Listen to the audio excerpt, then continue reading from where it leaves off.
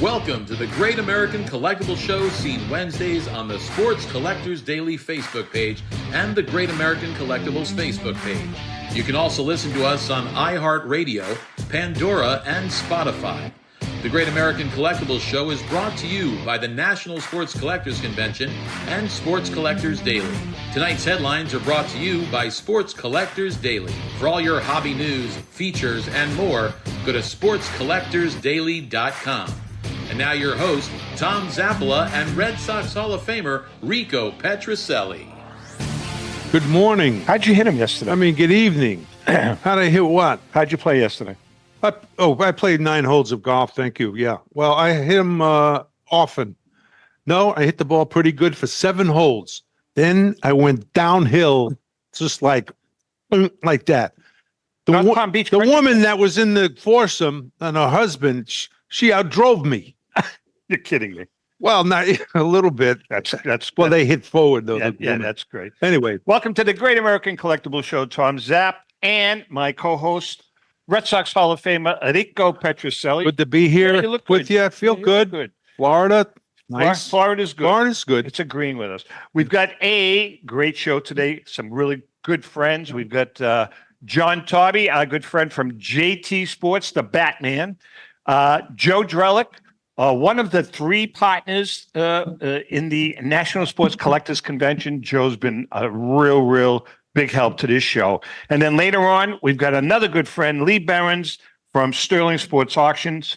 Lee has an auction ending pretty soon, Rick. Okay. We can talk about that. Listen, before we chat with both John and Joe, I just want to remind you folks that, excuse me, on March 2nd, Rico and I are going to be hosting a fundraiser down here to support Little Smiles of Florida. It's a wonderful children's charity. 93 cents of every buck goes right to the kids. Important. We have a great auction we're going to have here, live auction, not on the internet though, unfortunately. But if you'd like to make a donation, please, you can just click on the link that you can see now, and just make. I don't care if it's $10, $20, whatever you can make. It's just a great organization. Looking forward to it. Rico's going to be doing a signing. Well, if you got an extra 10,000 laying down, you can do that too. Absolutely. Come on down. All right, we've got John. We've got Joe. Hi guys, how are you? How are you, fellas? Good. Hey. How's everybody doing? Good. All right, let's chat with Joe first. Joe, the National is quickly approaching, and by the way, we made our reservations. We did? Yeah, I did for you. Oh yeah. I look forward to that. Actually, we're staying in a nice place. It's called YMCA. No, we're staying in a nice place. Looking forward. Well, we look forward to it. This year, I couldn't make it last year. I was very, very busy with things. He was busy. He was very busy, guys, making money. I was not working for the Red Sox. No, that's not true. Yeah, that's what he was doing. Well, all right. So what? I'm not. Listen, I compliment you. Okay. All right, Joe, you got some. We're not going to get into the nitty gritty about the National this time around because you've got some big announcements coming down the road. So we're going to wait. But you have some new sponsors. Tell us about that. Oh, for the Philly show. Mm-hmm. Is that what we're talking about? Yeah, sure. Yeah, absolutely. Yeah, Philly show's coming up in a couple of weeks. We're excited about that. Again, the show is continuing to expand. Going forward, we're going to be in about 150,000 square feet, about 250 vendor booths now. We've expanded the vintage card presence there, the memorabilia presence, the new card presence at the show. And we're really excited about how things have continued to move forward. We've partnered up with eBay. We've partnered up with quite a few others. Ion Cases has come on as a sponsor for us, and Pristine Auctions, and a lot of great partners to help grow the hobby. That's the goal here is to keep introducing the hobby to more and more people and get them excited about it. So that's one of our missions at the Philly show, and we're very excited about that. So now eBay is an official sponsor of the show now? Yep, they are. They're the title sponsor for the show. It's actually the Philly show presented by eBay. So we're excited about that partnership. They've been great to work with, and we're really looking forward to continuing that. And again, adding exposure to you're going to get as big as the National there. How big can you get, or do you want to get? Yeah, it's we try to go slow and steady is kind of the motto. Is we try to make sure that the show doesn't overpower the crowd and vice versa. So as the crowd continues to grow, we'll continue to grow the vendor space. But yeah, we have the ability to expand quite a bit more. I believe the whole building is about 275,000 square feet. That's nice. That's good size. size. Yeah, I That's think we're great. in It's a about great show. 140, so Really yeah. is. John, do you go to the Philly show? Everyone wouldn't miss it. Really? My history goes back to Fort Washington and Willow Grove, years ago. And Joe's done a great job. Last few years, the attendance has just really skyrocketed. And from what I understand, the rumor on the floor is there's an extensive waiting list of dealers to get into the show. Well, So Is he's there, done Joe? a great job.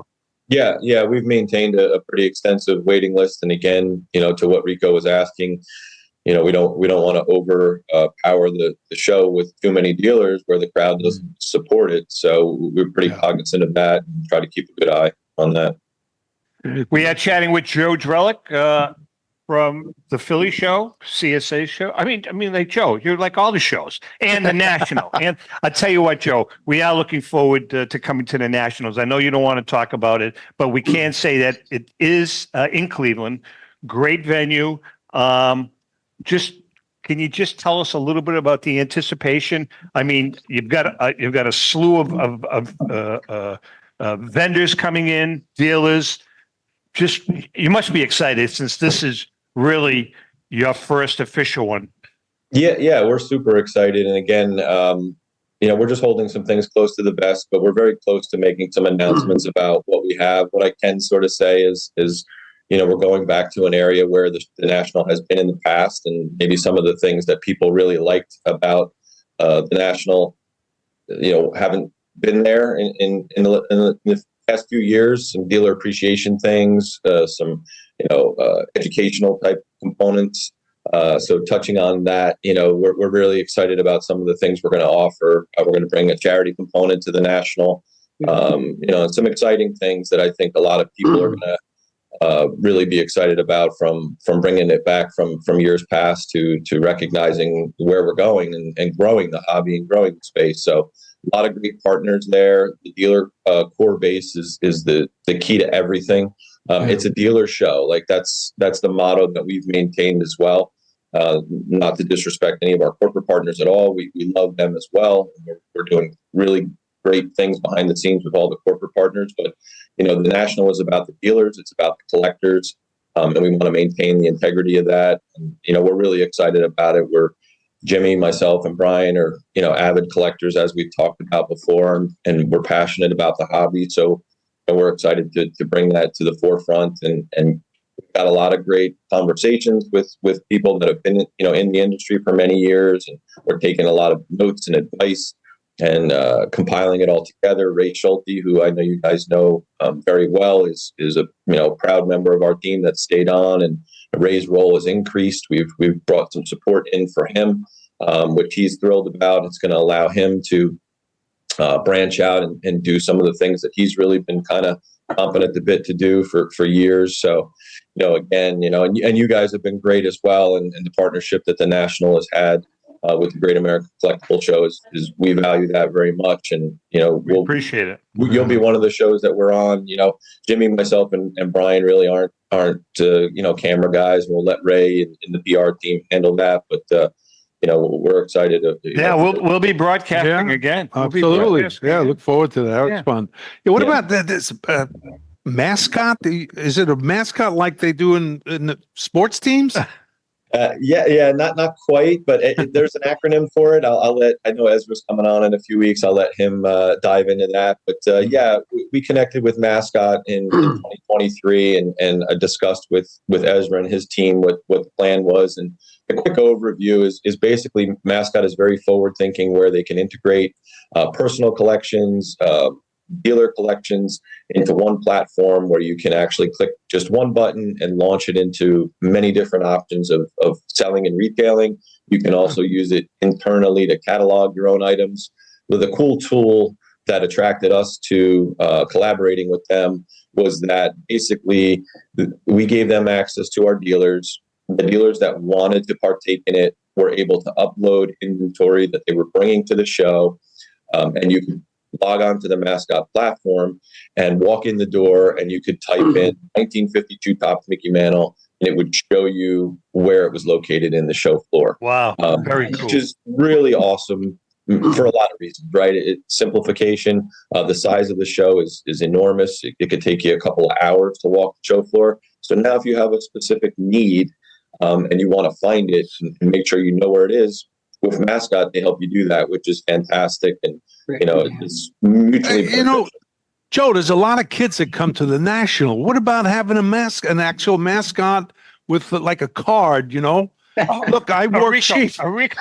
He works cheap. I was going to say, right, thinking Rico about would that. That'd be great for you, Rico. Yeah, I could do that. Yeah, great idea. The man has no, Hey, kids. he doesn't, no pride. Well, hey, listen. Hey, I'm on Social Security. Yeah, you're on Social Security, all right. All right, Joe. So you have about 400 different website addresses. Let's focus on the Philly show. How can people find more information? Yeah, real simple. PhillyShow.com. The show's coming up March 8th, 9th, and 10th. We've got a big show planned. The autograph guests are fantastic. We're doing a Super Bowl 52 Philadelphia Eagles reunion show. We've got over 20 players, including Nick Foles, the Super Bowl MVP at the show. We were able to get Chase Utley, who is not a Hall of Famer, but he's considered a white whale in the autograph industry. He hasn't done a public autograph signing since 2009. So Chase is coming to the show on Sunday, and we're super excited about the show in general. Aside from that, but yeah, it's PhillyShow.com and March 8th, 9th, and 10th, and love to see everybody there. Great. All right, Joe. Before we let you go, we got to get Jimmy and Brian on. I'm going to work them till they finally relinquish and say we're in. Yep, it's going to happen soon. All right. Thanks, Joe. We Thanks, appreciate Joe. it. Take care. Guys, Take have a care. great day. See ya. Joe Bye. Drellick See you, from the Joe. Philly Show. Good guy. John, you've been dealing with Joe for a long time, huh? Yeah, sure. We've been, like I said, we've been at the Philly show since, the 90s. We've been doing it. And Joe is like, he came in there, picked up, a show that was fading, Yeah. took it over, and it's like night and day. The No crowd kidding. it's a great show, nice facility, very happy. So we sent this bat to Mr. Tobby, and this is the Rico Petrocelli bat that is going up for auction at the fundraiser. And we already have an outside bid of $3,000, John. Now, John was nice enough. This is a bicentennial bat, one of the last bats, if not the last bat. Could be the last bat, but we can't prove that. This could be the last bat that Rico ever used. It's a bicentennial bat signed by Rico Petrocelli a couple of weeks ago. Yep. Yeah, but that was back in. I love the pine tar. Yeah. Love the pine tar. Yeah, I like But it. I want to read this description. I haven't read the description, John, to him. Tell me what your thoughts are. So this is a Hillerich and Bradsby model W215 Rico Petrocelli professional model bat, no cracks in it, with outstanding use. I don't know how the hell you can say outstanding use, John, because What do you mean? Look at the barrel. Look at all those right on the sweet spot. I don't see anything. Wait a minute.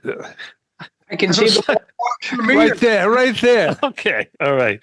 So listen, it says numerous ball marks and ball stitch impressions are visible on all sides of the barrel. Cleat marks can be seen on the left and back barrel. Also visible on the barrel are red, green, and blue rack streaks.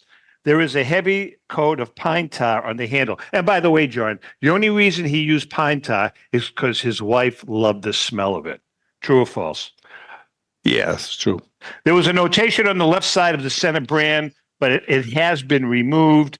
Petrocelli's number is written on the knob in a black marker, blah, blah, blah, blah, blah. Exactly. So it just seems like it's your bat. Well, the big thing is this. I'm glad that it maybe would bring in some money for the auction. That's it, period. You know what I mean? John, is it a decent bat? Come on. It It is a decent bat. 76 Bicentennial is very popular with collectors. It's the only year, obviously, that they put on they drop Power Eyes next to the center brand and they brand it the Liberty Bell. Yeah. And No it's very kidding. distinctive, 1 year style. And, Rico was a very popular player, Yeah. regardless of what he says. And He was. No, but You know something, John? He is so modest. stop it, will you? I can't tell you Modest. how many times down here we've been at events or just walking around a flea market or something, and all of a sudden one person recognizes him and all hell breaks loose. But you know what's Hey, interesting? John, wait. Most of the people that recognize him are Brooklyn people, though. Well, the thing is, my feeling when I was growing up and all that, right? It's different now, free agency and all that. To make the big leagues, I mean, wow, a dream come true. Right. So you were happy that, in my case, the Red Sox were interested, a few other teams in me. So I feel like they gave me the opportunity. Okay. Not many guys. feel All right. like that. I had some ability, but they gave me that. So I'm fortunate. I'm thankful to them. Any guy that's playing now should be on their knees, thanking God because of the opportunity that they have with the money, et cetera, and all of that, and the chance to play in this era. And so that's how Rico, I feel. you were a big part. You were a big part of that World Championship team. You really were. Yeah, but not talking about the playing. Actually, it's the feeling that how I look at things. I'm Not no many different do. than anybody. Yeah, I Not- played not- big not- league ball, and people go, "Oh, he was a come on." Although my heroes, when I was growing up, Mickey Mantle and DiMaggio was at the end of his career, players like that. So anyway, We are chatting that's with it. we're chatting with John Tobby from JT Sports. But right now, Rico, you know what it is right now? No, It's time for On Deck with Rico. oh no, Oh, yeah. Go Now ahead. on deck with Rico Pastrocilli. Rico Pastrocilli. Hi, my name is Chloe. Time for On Deck with Rico Pastrocilli. On Deck, it's time for On Deck with Rico, brought to you by our good friend Brian Dwyer and the great staff at REA Auctions. Don't forget to get your bid in by going to robertedwardauctions.com. That's Robert Edward Auctions for extraordinary results and extraordinary service. Oh, yeah. Today's question, Rick, submitted by a gentleman, Tom Cerrito. Yeah. What would a typical game day dinner consist of? And at what time if it was a night game? Yeah. Good question. Me and most of my teammates, maybe the guys, not everyone, but a lot of the players throughout the major leagues, was a night game. I know I would eat at around 3:00. A big dinner? I would eat. Yeah, that was my dinner. I could have a steak or a full meal, maybe a potato, something like that. I felt good. Some guys didn't like to eat before the games. And John, by the way, jump in here. Yeah. Rico, ahead, did John. you eat at the ballpark or did you eat away from No. the ballpark? Well, at home I ate home.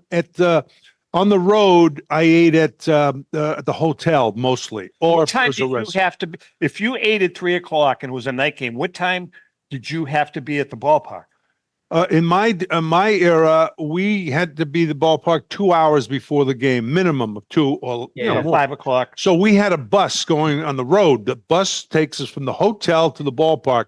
That bus would leave normally 2.5 hours, 2 hours. On the road after the games, a night game, we would leave 2 hours after the game. So you shower up, you get ready, and boom, you go. And they take you right to the airport. No, well, right to the hotel, and then, but at night there was in the big cities there was hardly anything open, so you ended up eating at the fast foods. Oh, jeez. So I'd have a hamburger and French fries, and all night you're looking at the ceiling.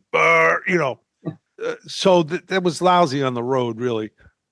So that's pretty much it. Yeah, a lot of the guys did that. So they never had a buffet for you guys or anything at the Later on, now, folks, now they have chefs. Yes. They have their own chefs. Ooh. That's why I was curious. Boyardee. Yeah. No, yeah. But you had Yeah. later on. My last 3-4 years, they had the clubhouse guy would bring in a big spread, with all kinds of stuff. And that would be for after? Yeah, after the game, because they knew nothing much was open. And then you'd tip him accordingly. Buck. No, a buck. A buck or two. See, John? A buck. No, he knows better. All right, listen. All right, we're going to take a break. We come back. We're going to get into Mr. Tobby. We got a lot to talk about. A Gax moment. John is going to be with us for the whole hour, John. You're here with us right through the end, right? Wonderful. Got to pay him All double. right, we're going to take a quick break. We'll be right back. Hi, this is Rico Petrocelli. Right now, thousands of children are facing the most difficult times in their lives with serious illness, homelessness, and other tragedies. I hope that you can join us on March 2nd at the County Line Restaurant in Juno Beach, Florida, for a live auction and some great baseball talk. If you can't join us, please consider a donation to littlesmilesfl.org. That's littlesmilesfl.org to help these kids. And when you donate, please mention the Great American Collectibles Show. We hope you'll help. Since 1996, Brian Drent and the staff at Denver's Mile High Card Company have led the charge in the collectibles hobby. Mile High is a full-service dealer specializing in buying and selling cards and offers a competitive consignment program for all collectors. Whether it be their computerized want list service, appraisals, or auction services, Mile High has it all.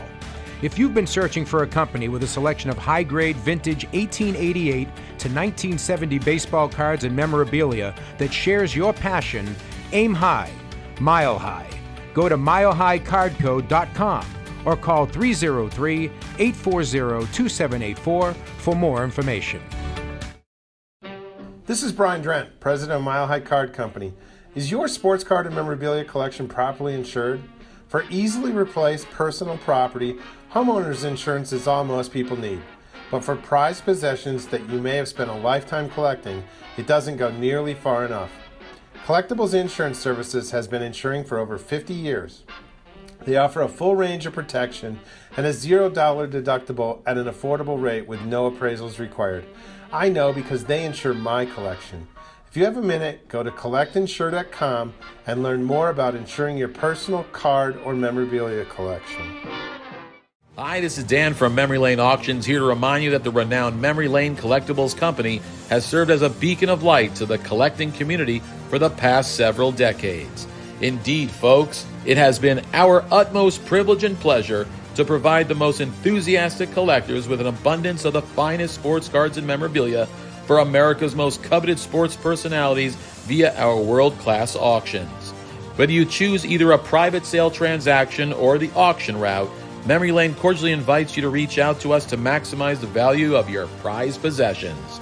Also, it is not just sales that we pride ourselves on being the best of the rest, because if you are seeking a particular keepsake for your esteemed gathering, we will be relentless in our quest to find that special piece to fulfill your collecting dreams. So no time to wait. Reach out to us today for the purposes of capitalizing on our unparalleled marketing capabilities. Simply pick up the phone and dial 877-606-5263. That's 877-606-LANE, or find us on the World Wide Web at www.memorylaneinc.com. Now is the time for your valued consignment to ultimately become another one of Memory Lane's record-setting prices. How would you like to own the bat that was used by your favorite player when he hit that towering home run or game-winning base hit? Well, look no further than JT Sports, specializing in the sale and authentication of professional game-used bats. As the official authenticators of professional model game-used bats for PSA DNA, JT Sports will guarantee the authenticity of any bat purchased from them. JT Sports also buys and sells game-worn uniforms, gloves, and baseball equipment. The unique quality of the collectible is what JT Sports is all about. Give them a call at 609-487-8003 or check them out at GameUseBats.com. Okay, we are back. We're back. Well, no kidding. East Coast Sports Marketing and Hunt Auctions are pleased to present the Philly Show. Yeah. And that is from Friday, March 8th through Sunday, March 10th, held at the Greater Philadelphia Expo Center, Hall A, D, and E in Oaks, Pennsylvania. Shop over 250 of your favorite hobby dealer booths on over 100,000 square feet of sports collectibles heaven from the 1800s to the present day. Major sports auction houses and third-party grading and authentication companies are on hand to assist your collecting needs. The Philly Show is family-friendly, and all kids 10 and under get in for free. Autographed guests include Super Bowl 52 Philadelphia Eagles Championship Reunion Show, Super Bowl 52 MVP Nick Foles, Super Bowl champ head coach Doug Peterson, Brandon Graham, Jason Peters, Trey Burton, as well as Baseball Hall of Famers Frank Thomas, Robin Yount, and more to come. For more information, go to phillyshow.com. Remember, since 1975, the Philly Show is where it all started. Wow.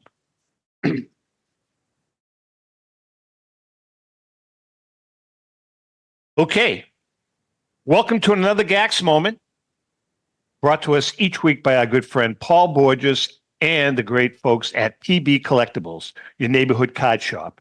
Go to pbcollectables.com to find that special card or piece of memorabilia.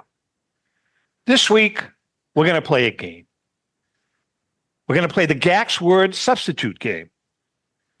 This is based on an article I read on penny stocks versus blue chip stocks. When I mention penny stocks, I want you in your mind to substitute the word modern cards. When I mention the words blue chip stocks, substitute the word vintage cards. Let's go.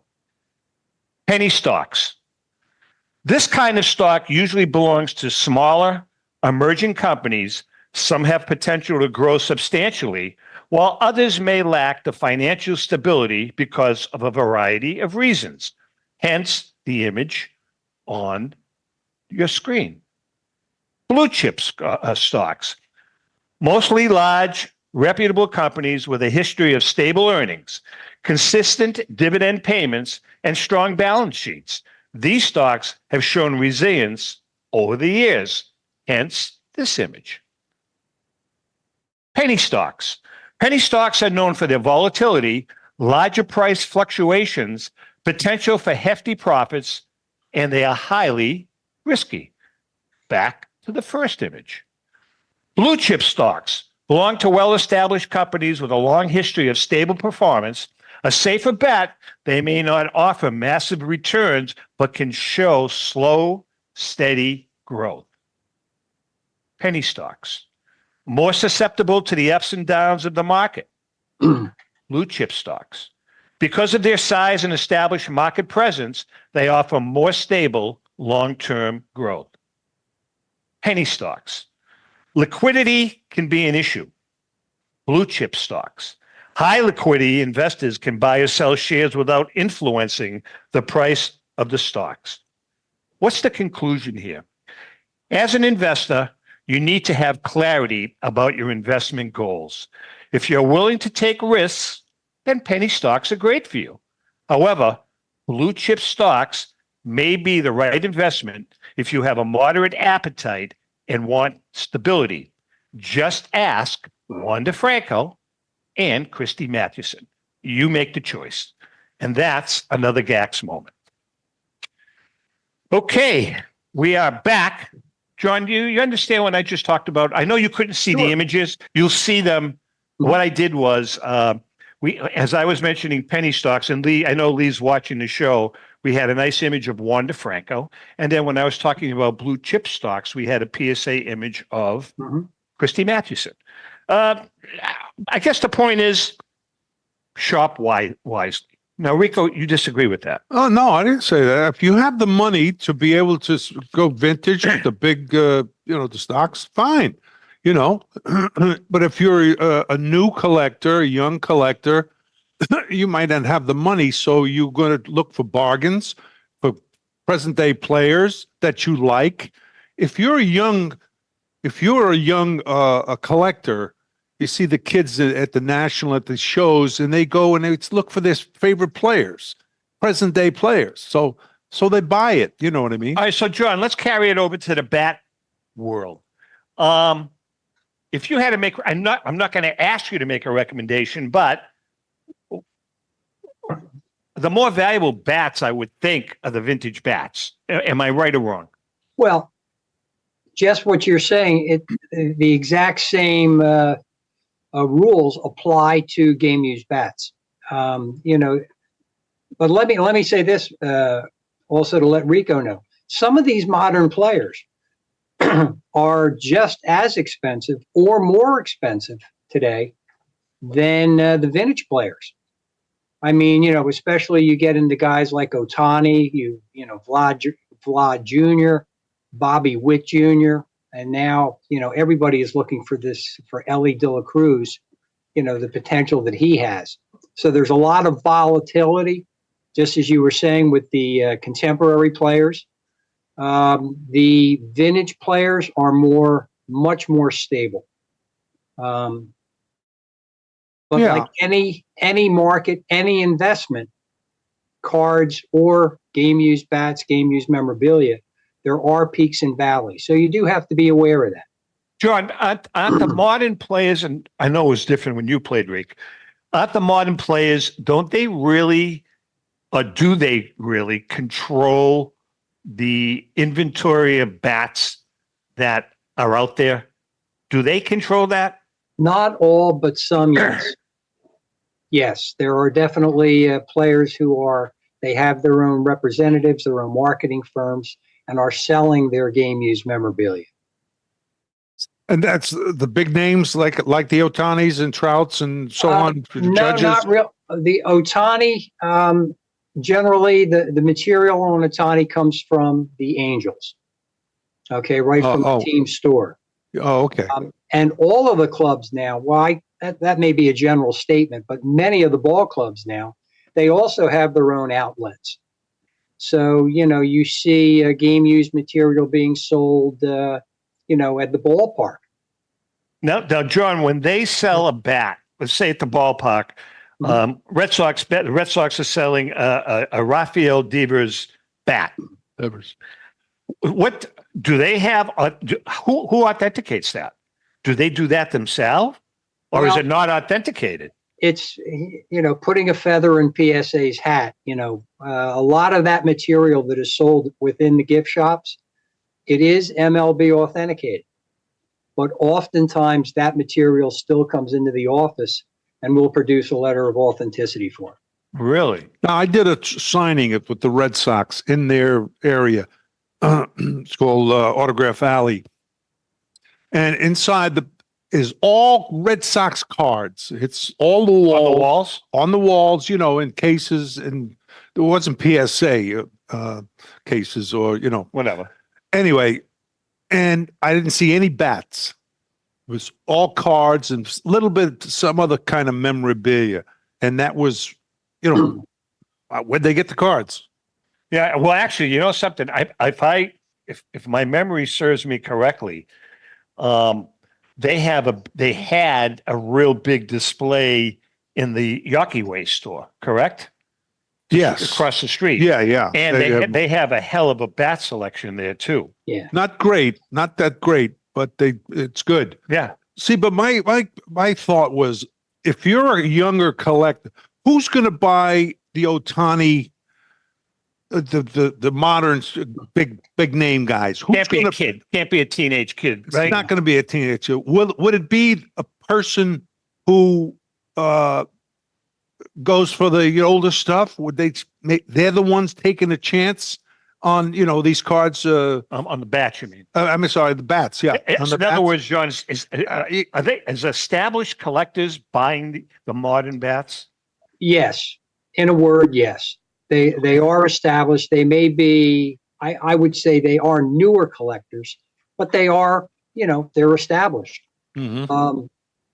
And, as far as Ohtani is beyond anything that I've seen for a current player at these types of levels. Really? Oh yeah, it's there. Yeah. He's 5 figures easy, couple of That's times over. Yeah. Yeah. I mean, I mean, that's John. I was reading when you sent that letter. I'm not going to ask you to go through every step, but Sure. every bat, there is a 25-step process to when you authenticate a bat. Excuse me. Yeah, we have a worksheet that is completed for every bat that comes into the office, and there are 25 points on that worksheet that are completed. Nothing is rubber stamped. Every bat's unique. That's one thing about game use. Whether it's got light use, medium use, heavy use, where the ball marks are there ink impressions? Is it cracked? Is it uncracked? Are there player characteristics? It goes on and on. How do you? I mean, Yeah. I think about this. How much work on how do you photo match a bat? How does John Tobby at least try to photo match a bat? I mean, what resource do you use? Do you go to the Hall of Fame? Do you go through local what TV stations, archives. What Yeah. archives do you go through? I won't let you. Well, there are a number of photographic resources that are available, and then it's simply trying to locate you focus down on the date, and among the resources available with the contemporary bats, you go back now to penny stocks. The newer bats are fairly easy to photo match because you have such high res digital imagery to refer to. That's right. Yeah. Good All point. right. And you get an MLB authentication and it gives you a date. If you can't find an image of that bat being used on that specific date, you may be able to locate it the day before, 2 days before, 2 days after, whatever the case may be. But when you get into the vintage photography, that's where it becomes difficult, simply because the film plates, from the 20s and the 30s, it's a whole different story. Oh yeah. The camera angles, where they're shot from, it's very different, when you get into vintage photo matching. Yeah. That's why it's so valuable too. The bats are so valuable when they are matched. Yeah, I love them. I love the bats. Well, Yeah, you've always yeah, I like that. I yeah. like all kinds of stuff. Honestly, all kidding aside, do you have much of a collection yourself? I know you gave your bats to the kids. Hall of Fame has the 40 home. They have the run 40 home run bat, but some of the other bats that you gave to the kids were those were All-Star and World Series bats. they were Yeah, and the black bats. Two of them they give black they're with commemorative. yeah, and But do you have your actual no, game not used? anymore. No, You're kidding me. it's Your game used nah. That's 67 or 75 World Series bats? No, I gave them to my sons. Oh, they have them though. Yeah, oh yeah, Oh, they okay. have them. Yeah, they got using them for the burn during the Stickball, summer. No, for the fireplace. I want to know what No, about wait. yeah. Is there value to those bats, John? Game used Rico Petrocelli, 1975 game used bat. Oh, sure. Rico was a popular player, but now come down. Let's say we're asked to photo match a Rico Petrocelli bat. Okay. It's going to be very difficult, and no offense, Rico, but trying to find enough images from a given period of time of Rico, they're just not that plentiful. Now, if it was a World Series back, though, you'd have more of a resource. You have more of a resource. You can refer to imagery, and there are, you have books that have been printed on the World Series where you have additional photography that way. So that does open up the gate a little bit. John, what about TV stations? I mean, they have the archives. That's a good question. Yeah, and they have a lot of stuff. Now, they don't like to give it out. You know what I mean? Because Right. I asked for what we were going to do a film, and went to Channel 5 in Boston, who had the Red Sox games. Yeah. They said, sorry. So yeah, Okay. that's a good question. So, like, in other words, his 1975 home run bat, 75 Right. World Series. There's got to be footage of him holding that bat with the local Boston affiliate, right? Yeah, Well, you I get go it. now you're talking to the affiliate. Okay. They send you the game film. All right.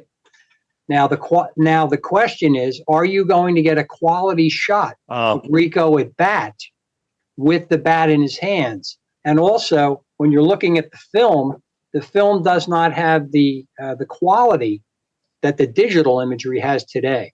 So I may see him at the plate with a bat that you can model match. Like if he was at the plate with that bicentennial bat, we can tell it's a bicentennial bat immediately. All right. But then trying to find the individual characteristics on the bat that are there while he's at the plate, that may remain on the bat today, that's where the difficulty comes in, and the clarity. Yeah, right. Well, with technology today, they might be able to bring it in. I'm just saying, but I know it's tough for these stations don't want to give this stuff out. I mean, it's in their archives and probably forever. Hey, anyway, John, before we take a break, yeah. I want you to ask him this question. No, that question that you came up with, the biggest surprise. The biggest surprise from a consignor, that you've ever had. The biggest surprise? Surprise in a positive way? Walked into your office. Positive or negative? All right. Either. Several years ago, Jimmy Fox, very, very difficult autographed bat. Okay. Game used bat. So, we get phone calls all the time. Well, I've got this, I've got that. It always turns out to be not good. All right. Gentleman walks into the office, calls me up, tells me he got a Fox bat, walks into the office. I could tell that signature was real. Wow. From 25 feet away. Wow. Came in and it was a great piece, autographed by Fox to a friend of his who, when he came into town, he was a boxer. Okay. When he came into town, they would get together, go out to dinner. And, Fox signed the bat one evening, gave it to him as a gift, stayed in the family all those years. Wow. So we're going to take a break. Could we take a break? Yeah, okay. We're going to take a quick break. We come back. John's going to be with us to the end. We're also going to bring Lee Behrens in from Sterling Sports Auctions. Hang in there. We shall be right back. Pristine Auction is a family-owned and operated online auction specializing in autographed memorabilia, sports cards, coins, art, and collectibles. Since their founding in 2010, they've grown to 2 facilities in Phoenix, Arizona, totaling over 60,000 square feet. Jared Cavalier and an incredible staff of over 150 team members serve a very large customer base and enjoy every minute of it. By working with leading authentication companies, Pristine ensures all items are 100% authentic. In addition, third-party authenticators regularly travel to Pristine Auction to provide authentication services on site. Pristine Auction strives to operate its business in a way that's honoring to God, their families, and their customers. With a strong focus on speed, quality, and premier customer service, their mission is to be the leading online auction for every level of collector and fan. Pristine also works for Hope Sports and Identity Hoops International, traveling to Mexico to build houses for the less fortunate. Pristine Auction offers several online auction formats with thousands of auctions ending each day. For more information, go to pristineauction.com. That's Pristine Auction, the best in the business. If you're a discerning collector interested in owning the most important pieces in the hobby, look no further than Leland's Auctions. The original sports auction and appraisal house, Leland's was established in 1985 by legendary Pioneer founder Joshua Leland Evans. And today, President Mike Hefner carries on their tradition. From the Tom Brady card and memorabilia collection to the famed Boston Garden auction to high-end card auctions from every major sport, Leland's has always maintained the highest standards. Go to Lelands.com and get your bid in. That's Leland's, the hobby's leading sports auction house for 4 decades. It's often been said that championships are won on the practice field, and world records come only to those willing to work harder than everybody else. Heritage Auctions is the world's largest collectibles auctioneer because we believe that becoming the best is only an invitation to the challenge of remaining the best. This requires the skills of the hobby's top experts, capable of identifying and maximizing value for our consigners. It requires the most visited website in the industry, courting a global audience of collectors over 1.5 million strong. It requires a dedicated press department that expands our global reach far beyond the entrenched hobby marketplace. It's hard work, but a simple premise. Present the finest collectibles to the largest population of potential buyers, and world records will come. We invite all listeners to put the unmatched power of Heritage Auctions to work for you. Auction evaluations are always free, and our commission-based fee structure ensures that our interests are always aligned. The highest possible price for your collectibles. There will always be new world records to chase, so let's chase them together. Visit our website at ha.com and request your no-obligation review today. Hi, this is Dan from Memory Lane Auctions, here to remind you that the renowned Memory Lane Collectibles Company has served as a beacon of light to the collecting community for the past several decades. Indeed, folks, it has been our utmost privilege and pleasure to provide the most enthusiastic collectors with an abundance of the finest sports cards and memorabilia for America's most coveted sports personalities via our world-class auctions. Whether you choose either a private sale transaction or the auction route, Memory Lane cordially invites you to reach out to us to maximize the value of your prized possessions. Also, it is not just sales that we pride ourselves on being the best of the rest, because if you are seeking a particular keepsake for your esteemed gathering, we will be relentless in our quest to find that special piece to fulfill your collecting dreams. So no time to wait. Reach out to us today for the purposes of capitalizing on our unparalleled marketing capabilities. Simply pick up the phone and dial 877-606-5263. That's 877-606-LANE, or find us on the World Wide Web at www.memorylaneinc.com. Now is the time for your valued consignment to ultimately become another one of Memory Lane's record-setting prices. Hey, I'm Mike Petroselli. If your company is looking for the best in marketing and promotional items, you'll hit a home run with Petroselli Marketing. With over 8,000 suppliers and 650,000 imprint-ready items, we can get your company the visibility it needs to get your maximum exposure. Whether it be office promotions, wearables, automotive, sports items, and everything in between, Petroselli Marketing can do it all. Our design staff will even work with you from concept to delivery and customize your products. At Petroselli Marketing Group, we will get your brand in front of your audience. Contact us at info@petrosellimkt.com or call us at 603-880-3202. That's Petroselli Marketing, where no dream is impossible. Yeah, go to Petroselli Marketing. They have good accounts all over the country. So if you're listening and you live in Yugoslavia. Yugoslavia, They don't exist. we'll take it because I started the company. My son took it over, and he's done a great job with it, and he's very meticulous. When Rico started the country, they were selling 4 pens a year, correct? When you started the company. They didn't have pens. No. All right. Let's bring in our other guest, Lee Berens from Sterling Sports Auctions. Lee, how are you, brother? 15. Lee, you need to put 15. on your. Sorry. We cannot hear you. Okay. There How's we that go. one? Good. Listen, before we talk to Lee, John, Rico had a question. I had for a you. question. John, what's the word? The toughest bat to get, the one that you would love to have. You know what I'm saying? This thing up here. Who is it? In your personal collection. Yeah, I mean, maybe even the industry. In the toughest bat in the industry? Well, one you would love to have. Boy, you just somehow. I know. Well, let me give you the tough bats in the industry. All right. Cap Anson. Oh. Okay, maybe 1 or 2 in the pop report. Yeah. Those kind of guys, Nap Lajoie. What about Black Betsy? Black Betsy.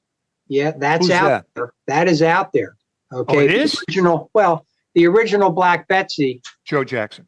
was sold years ago, probably 10, 15 years ago originally. And now that bat resides in a collection, a good friend of ours. Wow. Mhm. Very cool. Yeah. All right. Good. Let's bring in Lee. Lee, first of all, you feeling better? Yes. Yep. You look great. Mm-hmm. No ill effects, so that's good. Lee, you have an auction ending when? Thursday, February 22nd. Extended bidding starts at 8 p.m. Eastern Standard Time. You have a slew of pre-walkouts. Yeah. Tell us about that. Yeah, I've been was really happy with the consignments that came through for pre-war this time. Between caramel cards, always a good selection of T206s, copperbacks like Carolina Brights. Yeah. T206s, Flashaway, Matheson. There's Keelers. I mean, there's probably close to 100 T206s in there with various packs and stuff, and grades vary from 1s to 6s and 7s. So very cool. Very cool. You got some 30s and 40s also. That's yeah, that always falls in. I got a Hubble Diamond Star. I love that card. That's a great card. Nice. Really, Hubble. That's an 8? That's an 8, yes. Yeah, that's a great card. That's a great card. That's solid. Look at him. Kyle Hubble struck out. He struck out, Rico. Yeah, I had a tough time against him. But he's the guy that did the cartwheels. Remember I telling you a story about the cartwheels? Oh, maybe Kyle it's another Hubble was guy. a pitcher. That's what I'm talking about. He struck out the side, bases loaded. I read. I love the old maybe books. that could be true. I think it was him, or could have been somebody else. I think he was the one that struck out the 6th in the All-Star game. Yeah, he did. Oh, okay. I think Then you're it's not thinking of him. Dizzy I'm thinking Bubble. it's no, something. What about football? You get some football. We got a little bit of football in there. That there's a 59 Jim Brown. That's a 7 in there. Some higher grade stuff. You know, there is raw and graded cards in the auction. So if you collect ungraded, you can always check that out as well as the graded cards. You don't get into real heavy memorabilia typically, do you, Lee? No, I don't. I mean, I can carry some every once in a while, but I don't do a whole lot of it. Kind of try to stick to the card, but I know I always have people that they surf the auction and stuff, amazed at some stuff that I don't carry very often, and then you get it in there and they do just fine. Well, if you had a choice, what card and memorabilia, anything, not memorabilia, because you just mentioned you didn't do it, but card, a Mantle, Ruth, between the two, or there's another. Now, I know you'd like to have both, but just say, between the two cards, what would you rather have? Amazing. The Ruth's always good because they're headliners. If you get a 52 tops Mantle, obviously, that's a headliner that grabs it. Just because the other Mantle stuff is pretty available. I mean, they're always good. They always sell. But when you get a Babe Ruth card, no matter what it is, that draws eyeball. When you check the number of hits in the auction and stuff, the Mantle cards can lag down there, but you get a Ruth card, no matter what condition it is, it's that's right. I have a quick question for John. And again, same thing with you, Lee. Jump in here. John, did you ever receive a stolen bat from someone that obviously you didn't know was stolen, but then with a little research, you found out that it was stolen? Yes. We had a smaller. It was an Alex Rodriguez bat. Believe it or not, it was a bat that disappeared.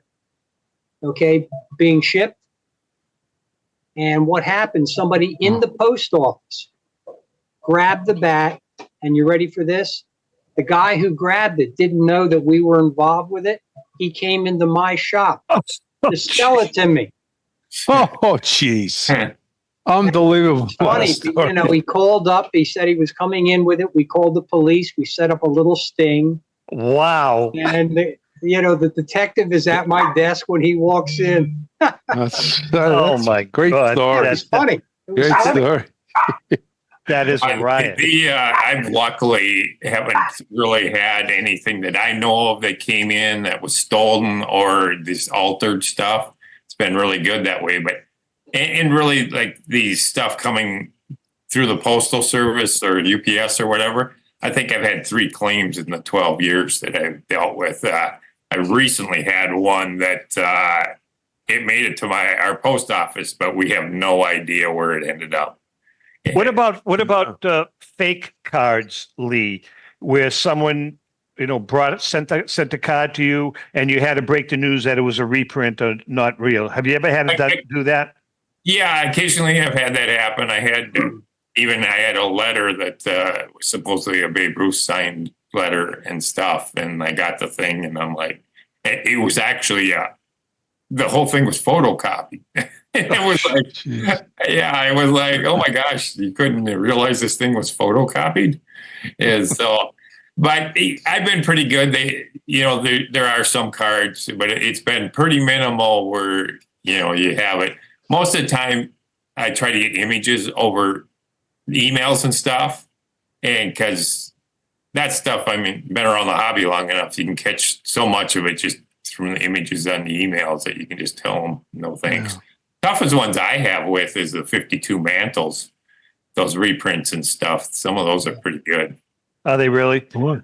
John, you don't have that problem, but I'm sure you've had to break the news to one or two individuals that what they thought was a game used bat was in fact not a game used bat, correct? That's a frequent occurrence. And it's a shame because it happens with Ruth. Okay. So, here's somebody presenting me with a bat for authentication that was in the family for years and years from the grandfather who got it at Yankee Stadium, after the game, so on and so forth. Yeah. And, it turns out to be a retail model Babe Ruth bat. And I actually had one individual didn't believe me. They went nuts. Yeah. They said, "You're calling my grandfather a liar?" Oh, jeez. No, it's just the grandfather embellishing a gift. Of course. All right. So, Lee, when does your auction end? Thursday, February 22nd. Yeah. Initial bid has to be in by 8 p.m. Eastern Standard Time. Once you're in extended bidding, you can get on everything in the auction. I have a complete set break of the T200 Fatimas. We got about 1 minute. Oh, that's beautiful. Yeah, and there's tough ones in there. Like the Boston Nationals. I'm not sure if they were done by you could check off what team you wanted when you sent in for it. But there's a nice one in there. They're 1s to 3s. They're all pretty nice. That's unopened beautiful. cello pack, 67 cello pack that's unopened. This is my favorite in the auction is the cotton back Christy Matheson. Yeah, that's a great card. Wow. That's a great card. That's a tough horizontal. combination. There's one Wagner. Hey. Not in good shape, but E95, couple cobs. And there's a 63 set break that averages probably a 6. Fabulous. I did break it down. So, it's really nice whether you're looking to start a set, the bigger lot of it in there, that's a great start for somebody.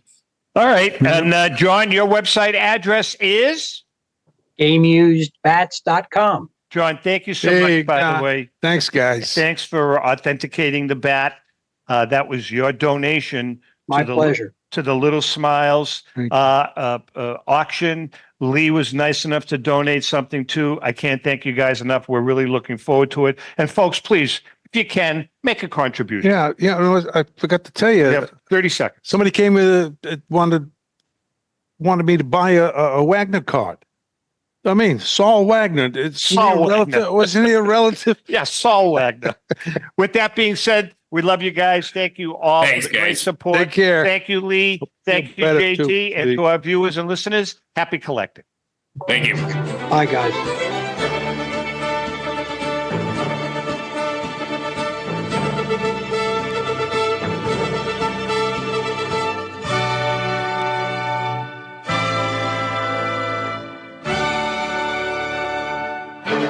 The views and opinions expressed by the hosts, guests, or callers of this program do not necessarily reflect the opinions of the Studio 21 Podcast Cafe, the United Podcast Network, its partners, or affiliates.